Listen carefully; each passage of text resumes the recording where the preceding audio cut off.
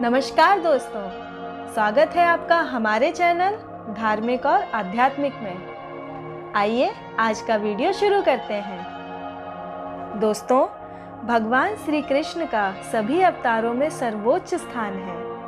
संपूर्ण भारत में उन्हीं के सबसे अधिक और प्रसिद्ध मंदिर हैं। दुनिया भर में उन्हीं पर शोध हो रहे हैं और दुनिया भर के लोग उन्हीं को सबसे ज़्यादा पसंद करते हैं। वे देश, धर्म और संप्रदाय से ऊपर उठकर सर्वमान्य महापुरुष हैं। आइए जानते हैं कि उनके बारे में ऐसे तथ्य जिन्हें जानकर लोग उनकी ओर आकर्षित होते हैं। भगवान नहीं, प्रेमी और सखा। श्री कृष्ण अपने भक्तों के मित्र, दोस्त या सखा हैं। वे कभी भी किसी भक्त के भगवान नहीं बने। उन्होंने हमेशा मित्रता को ही महत्व दिया। चाहे सुदामा हो, अर्जुन हो या फिर कली काल में भक्त माधव दास और मीरा, श्री कृष्ण अपने भक्तों के सखा भी हैं और गुरु भी हैं। वे प्रेमी और सखा बनकर गुरु ज्ञान देते हैं। उनके हजारों सखाओं की कहानियों को जानने से यह भेद खुल जाता है।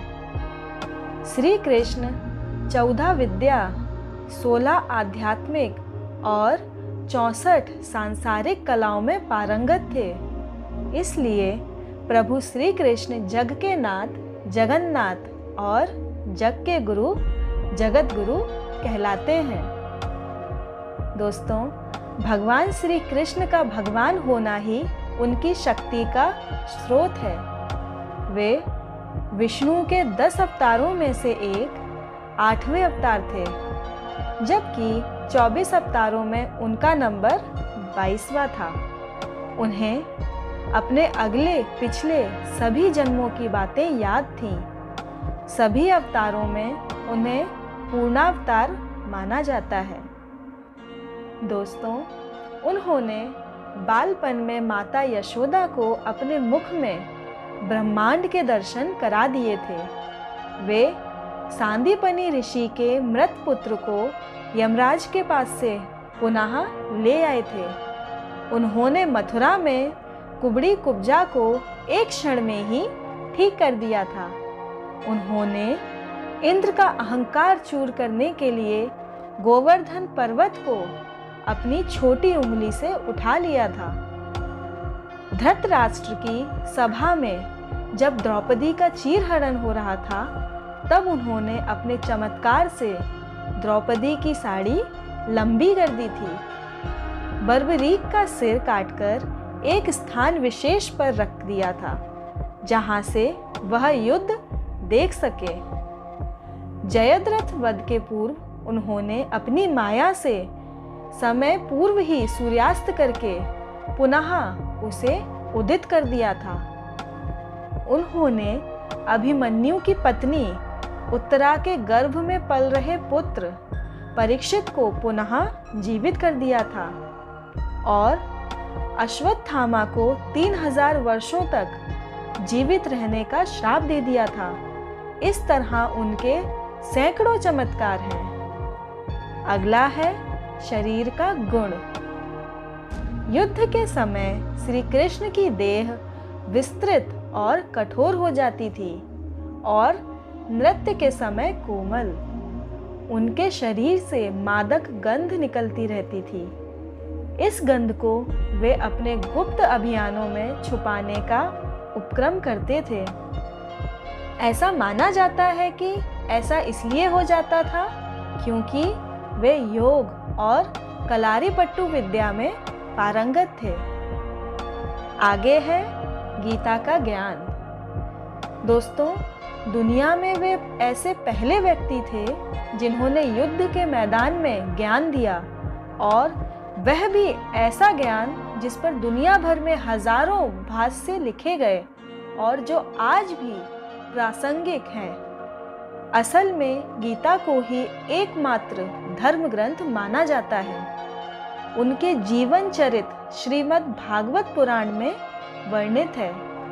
श्री कृष्ण ने गीता के अलावा और भी कई गीताएं कही हैं, जैसे अनुगीता, उद्धव गीता आदि।